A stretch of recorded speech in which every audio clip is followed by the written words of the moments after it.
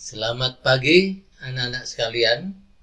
Jumpa lagi dengan mata pelajaran Pendidikan Agama Katolik dan Budi Pekerti di Rumah Ilmu. Bagaimana kabarnya? Pak Kus berharap kalian siswa kelas 9 di mana saja berada tetap sehat. Saling bantu, saling jaga. Cari ilmu di rumah saja. Mari anak-anak, untuk mengawali kegiatan pagi kita pada pagi hari ini, kegiatan pembelajaran jarak jauh, kita awali dengan berdoa. Dalam nama Bapa dan Putra dan Roh Kudus, amin. Allah Bapa di surga, kami mengucap syukur kepadamu atas hari yang baru ini. Setiap hari Engkau memberikan hikmat yang baru di dalam hidup kami melalui bimbingan Roh Kudus-Mu. Hadirlah ya Tuhan dalam pembelajaran jarak jauh pada hari ini dengan judul Hak dan Kewajiban Orang Beriman dalam Masyarakat. Semoga dengan materi pembelajaran ini kami menyadari akan tugas dan peranan kami sebagai orang beriman Kristiani di tengah masyarakat. Biarlah Roh Kudus-Mu membimbing langkah hidup kami sehingga kami berjalan seturut kehendak-Mu.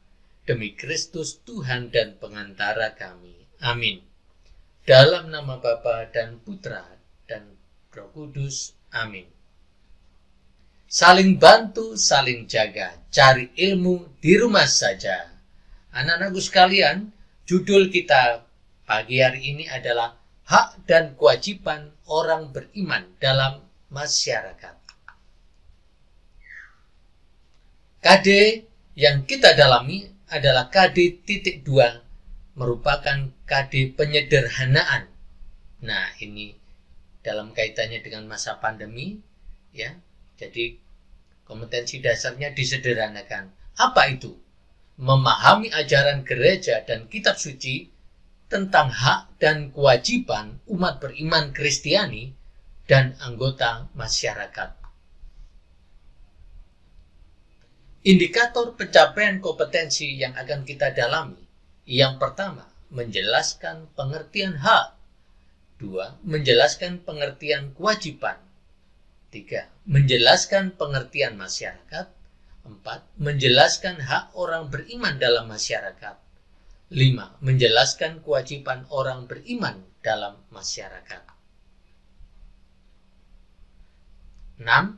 Belajar dari Injil Matius bab 22 ayat 15 sampai 22. 7. Menjelaskan pesan dari Gaudium et Spes artikel 1. 8. Menjelaskan keterampilan abad 21 untuk dapat mewujudkan iman di tengah masyarakat. Yang ke-9, melaporkan hasil pengamatan dari media TV terkait dengan perwujudan iman dalam masyarakat. Untuk selanjutnya, kita tadi sudah melalui doa pembuka, kemudian pengetahuan prasyarat. Anak-anak, seperti yang lalu, setiap pembelajaran itu ada rangkaiannya. Ya, yang lalu kita belajar tentang beriman Kristiani. Nah, sekarang perwujudan iman Kristiani di tengah masyarakat. Karena kita hidup di tengah masyarakat. Nah, jangan lupa anak-anak menyiapkan alat tulis kalian sambil menonton video pembelajaran Pendidikan Agama Katolik dan Budi Pekerti. Jangan lupa mencatat poin-poinnya ya. Oke. Kita masuk dalam kegiatan inti. Apa itu pengertian hak? Hak adalah benar, kepunyaan, milik, kewenangan, sesuatu yang telah ditentukan oleh undang-undang, aturan, dan sebagainya. Itu tentang hak. Kalau kita ingin mengerti apa sih itu hak itu, ya. Lalu apa hak-hak yang dapat kamu peroleh sebagai anggota masyarakat dan juga sebagai anggota atau umat Kristiani di tengah masyarakat? Yaitu hak untuk hidup, hak untuk mendapat perlindungan, hak untuk memperoleh pendidikan, hak untuk berpendapat, hak untuk mendapatkan rasa aman, hak untuk mendapatkan nafkah, hak untuk berkembang. Nah, hakmu itu dilindungi oleh negara. Ya, hak hidup mendapat perlindungan bahkan untuk berkembang. Nah, pengertian kewajiban. Kewajiban adalah sesuatu yang harus dilaksanakan dengan penuh rasa tanggung jawab. Seperti contoh dalam hidup sehari-hari, ya kan? Kalian ikut menjaga ketertiban umum. Ya, di kelas juga toh ada keamanan, keamanan. Mengupayakan kesejahteraan. Bagaimana kalau ada teman yang tidak membawa bekal? Kalian ikut membantu. Memelihara kerukunan dalam hidup bersama. Kalau ada teman yang berselisih, peran kalian mendamaikan. Nah, bukan malah memanas-manasi. Nah, pengertian masyarakat. Apa itu masyarakat? Sejumlah manusia dalam arti seluas-luasnya terikat oleh suatu kebudayaan yang mereka anggap sama. Itu masyarakat. Ya. Kita lanjutkan. Apa sekarang pengertian masyarakat? Menurut ilmu sosiologi, masyarakat adalah seluruh susunan yang terdiri dari macam-macam kelompok, organisasi, dan anggota dengan status dan peranan yang berbeda-beda yang memiliki sejarah yang sama. Nah, pengertian masyarakat, ada masyarakat terpelajar, ya, dengan ciri-ciri apa? Mungkin cara berbahasanya yang sama, ya, mempunyai standar yang sama. Ini masyarakat terpelajar. Masyarakat pedesaan, ada masyarakat desa yang tinggal di desa, ya, masyarakat primitif, ya, masyarakat yang mempunyai sistem ekonomi yang sederhana, masyarakat tradisional, ya, masyarakat yang lebih banyak dikuasai oleh adat istiadat yang lama. Masyarakat madani, masyarakat kota, masyarakat yang menjunjung tinggi nilai norma hukum ditopang oleh penguasaan iman, ilmu, dan teknologi yang berperadaban. Nah, kita termasuk masyarakat yang madani sekarang.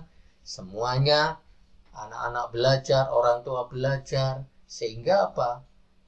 Imannya juga tumbuh, ilmunya juga tumbuh, dan juga mempelajari teknologi. Nah, masyarakat modern, nah itu lihat slide-nya Pak Gus. Di samping itu sekarang sudah 4.0, ya, dimana sekarang tingkat teknologinya sudah sangat maju sekali, dimanfaatkan dalam industri dan pemakaian teknologi yang canggih. Nah, hidup bermasyarakat merupakan sarana dan kesempatan yang baik untuk menyeimbangkan antara hak dan kewajiban. Nah, hak dan kewajiban. Tadi kita bicara soal hak dan kewajiban. Nah, kewajiban sendiri mengarahkan kepada kepentingan yang lebih luas daripada kepentingan pribadi. Nah, setiap orang pasti punya kepentingan pribadi. Nanti kalau haknya didulukan daripada kewajibannya, ya terjadi konflik nanti. Mari kita belajar dari Injil Matius bab 22 ayat 15 sampai 22. Kisahnya demikian. Kemudian pergilah orang-orang Farisi, mereka berunding bagaimana mereka dapat menjerat Yesus dengan suatu pertanyaan. Mereka menyuruh murid-murid mereka, sama-sama orang Herodian, bertanya kepadanya, "Guru, kami tahu Engkau adalah seorang yang jujur, dengan jujur mengajar jalan Allah, dan Engkau tidak takut kepada siapa juga, sebab Engkau tidak mencari muka. Katakanlah kepada kami pendapatmu, apakah diperbolehkan membayar pajak kepada Kaisar atau tidak?" Tetapi Yesus mengetahui kejahatan hati mereka itu, lalu berkata, "Mengapa kamu mencobai aku, hai orang-orang munafik? Tunjukkanlah kepadaku mata uang untuk pajak itu." Mereka membawa suatu dinar kepadanya. Maka ia bertanya kepada mereka, "Gambar dan tulisan siapakah ini?" Jawab mereka, gambar dan tulisan kaisar.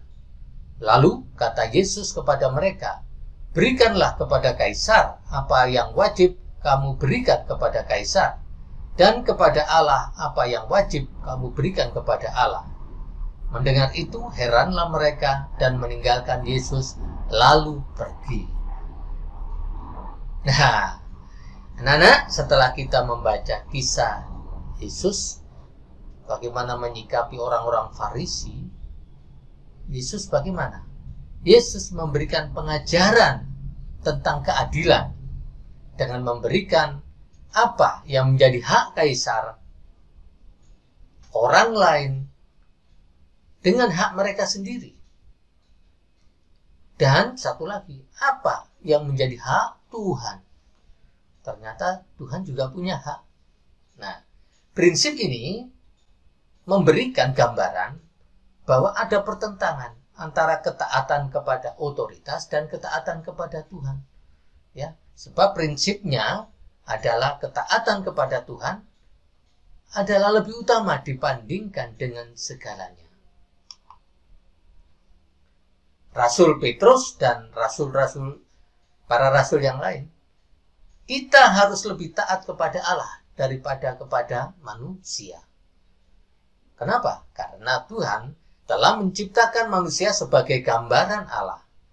Maka peraturan yang baik yang dibuat sesuai dengan akal budi, tidak bertentangan dengan peraturan yang diberikan Allah sendiri.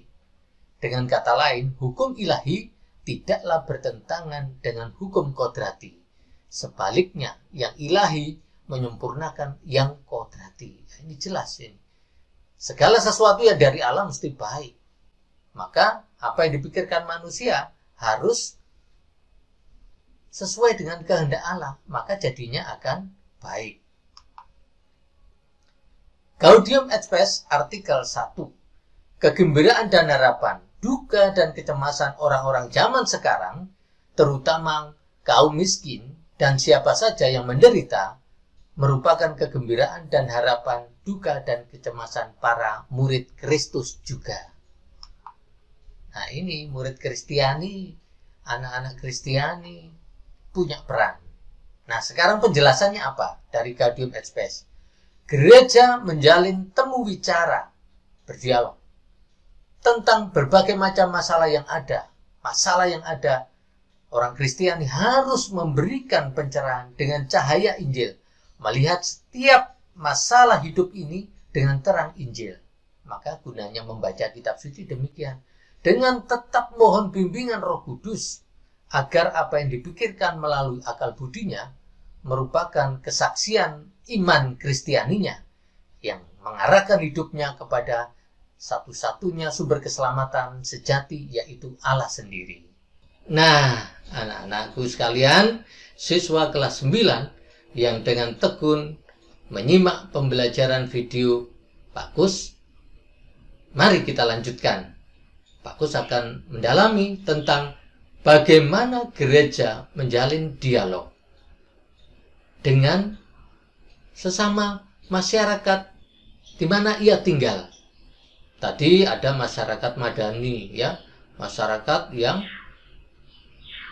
kerap dikaitkan dengan teknologi, kerap dikaitkan dengan pengetahuan dan peradaban. Tentu saja dengan segala yang dimiliki oleh manusia di zaman-zaman sekarang ini, mestinya diharapkan oleh Allah manusia hidupnya lebih sejahtera. Tetapi nyatanya kan belum. Nah, inilah panggilan orang Kristiani yang diterangi oleh Injil tadi, membawa keselamatan. Dengan cara apa? Dengan perannya masing-masing. Ya, anak-anakku sekalian, apa yang dapat kalian lakukan sebagai pelajar ketika masa pandemi ini? Apakah kalian mengeluh saja, bosan, boring, lalu ingin mengungkapkan atau mengekspresikan dengan jalan-jalan ke mall tanpa perlindungan protokol kesehatan? Ini berbahaya, anak-anak. Nah, gereja memanggil umatnya, umat Kristiani, untuk menjadi penggerak mengatasi masalah-masalah sosial yang ada. Pak, saya kan masih SMP. Tidak apa-apa, SMP pun juga bisa berperan. Dengan cara apa? Belajar yang baik, belajar yang jujur. Jangan sampai kalian menjadi sumber berita hoax.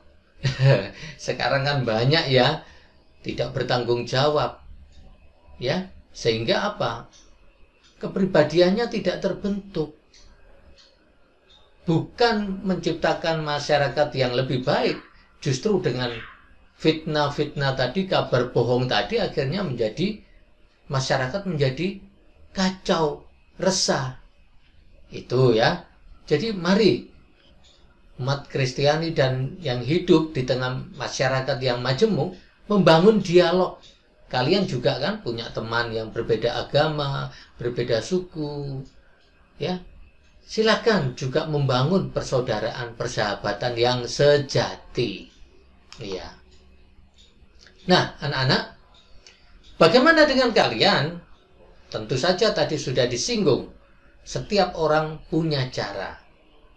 Nah, keterampilan abad 21 ini ada 4C yang harus kalian kuasai untuk bisa apa?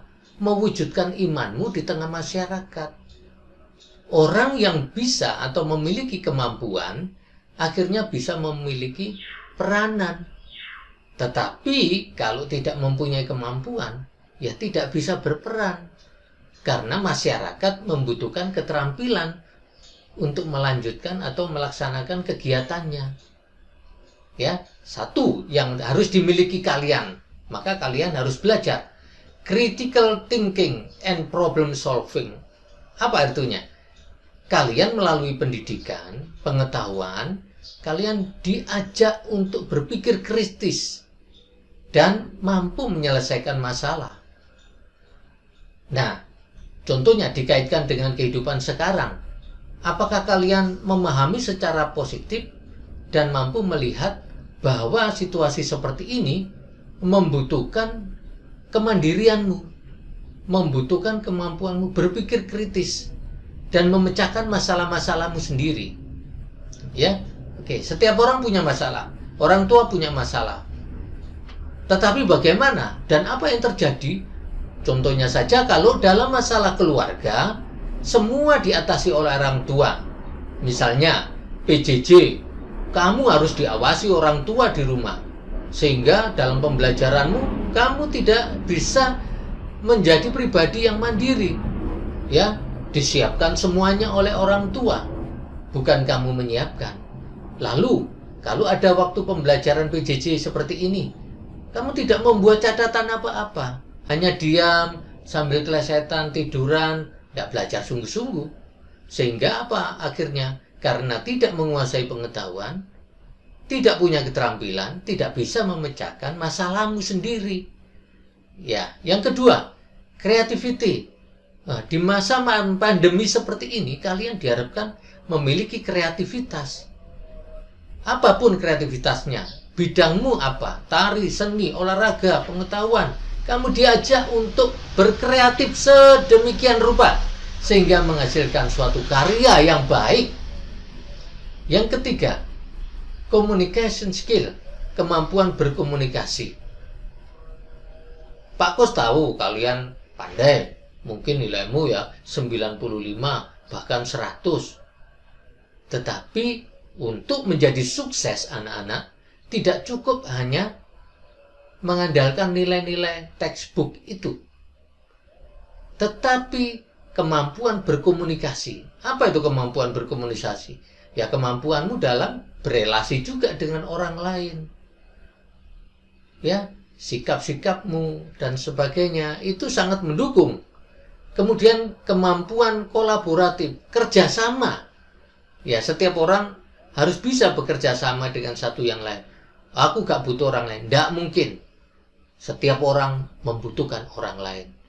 Ya, kamu menguasai ini, tapi mungkin kamu tidak menguasai yang lain. Untuk itulah saling melengkapi. Itu rencana Allah loh ya. Bukan apa-apa, tapi memang kehendak Allah.